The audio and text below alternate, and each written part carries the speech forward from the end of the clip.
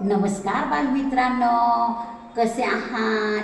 आज आपण जिथे उभं आहे की नाही त्या मंदिराचं नाव आहे इंद्राळेश्वर. इंद्राळेश्वर म्हणजे महादेव बरं का मुलांनो. आणि आज आपला शनिवार, गोष्टीचा वार.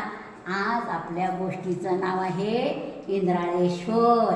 मुलांनो, गौतम ऋषींची पत्नी असते की नाही अहिल्या, ती खूप देखणी असते आणि तिचं लग्न करायचं असतं. म्हणून सगळे देवदेवता आता ती कुणाला वरमाला घालेल म्हणून ते लग्न मंडपात येतात बरं का.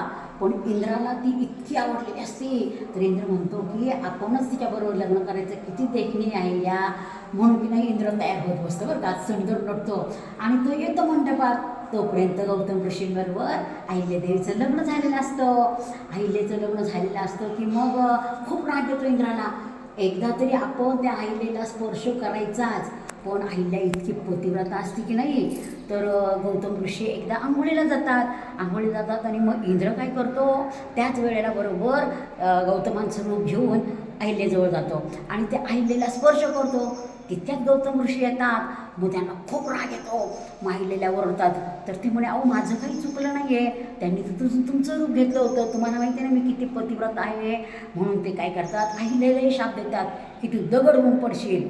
आणि इंद्राला शाप काय देतात की तुझ्या अंगाला भरपूर छिद्र पडतील. जसं तू अहिल्याला स्पर्श करायला गेला ना ज्या गोष्टीसाठी, तर तुझ्या पूर्ण अंगाला असे छिद्र छिद्र छिद्र पडतील. मग त्याला खूप घाबरतो बरं का इंद्र. आणि इंद्र घाबरल्यानंतर तो की नाही इथे येतो नाशिकमध्ये आणि की नाही तो तपश्चर्या करायला बसतो बरं का.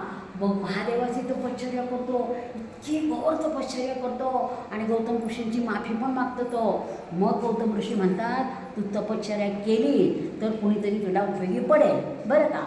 म्हणून मग इथे येऊन की नाही इंद्र तपश्चर्या करतो, घोर तपश्चर्या करतो. मग महादेवाला खूप आनंद होतो. एक तप केल्यानंतर देव प्रसन्न होतो आणि मग महादेव त्यांच्या पुढे येतात इंद्राच्या. आणि मग इंद्राच्या पुढे आल्यानंतर बघतात तो इंद्र इतकी तपश्चर्या घोर करतो.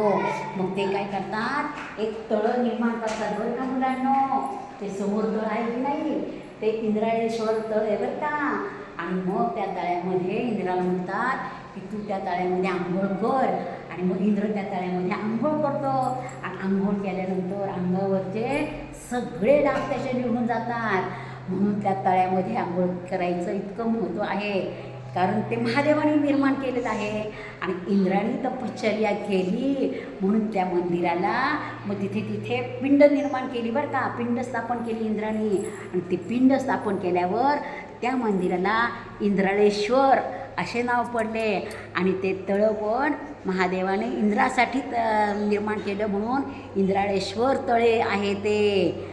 आणि म्हणून देवाची भक्ती केली की देव आपल्याला प्रसन्न होतो. आवडली का गोष्ट आवडली असल्यास लाईक करा, सबस्क्राईब करा आणि शेअर पण करा, म्हणजे इतरांना पण ऐकायला मिळेल की नाही. आवडली का गोष्ट?